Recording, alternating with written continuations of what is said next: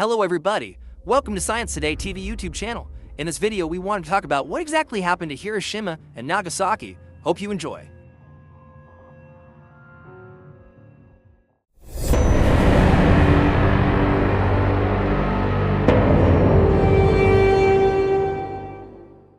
On the 6th and the 9th of August 1945, the United States detonated 2 atomic bombs over the Japanese cities of Hiroshima and Nagasaki, respectively.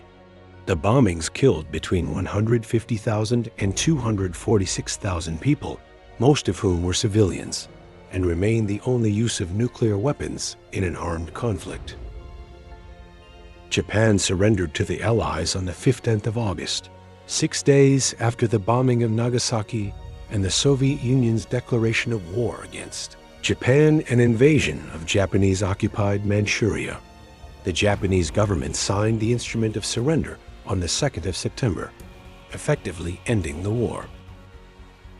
In the final year of World War II, the Allies prepared for a costly invasion of the Japanese mainland.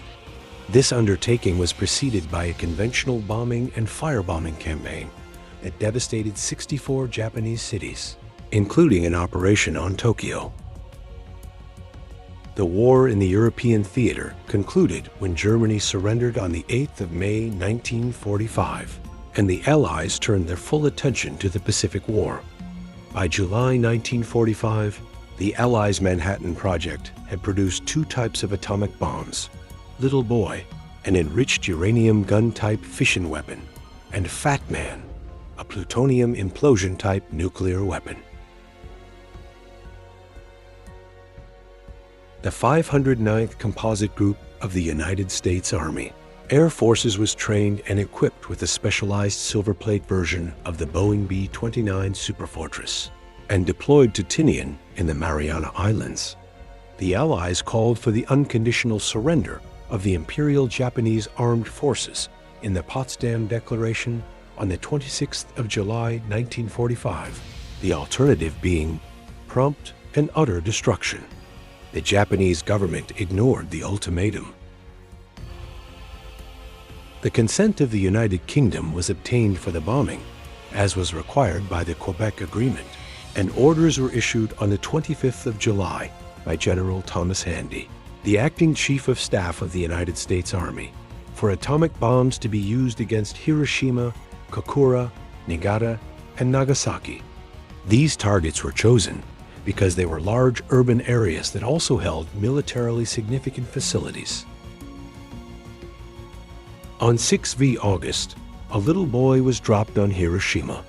3 days later, a fat man was dropped on Nagasaki.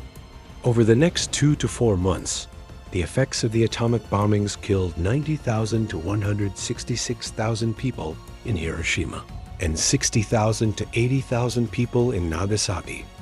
Roughly half occurred on the first day.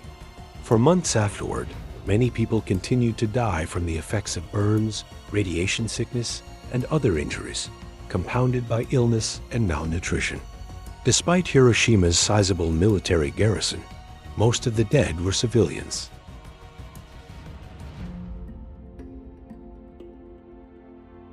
Scholars have extensively studied the effects of the bombings on the social and political character of subsequent world history and popular culture, and there is still much debate concerning the ethical and legal justification for the bombings.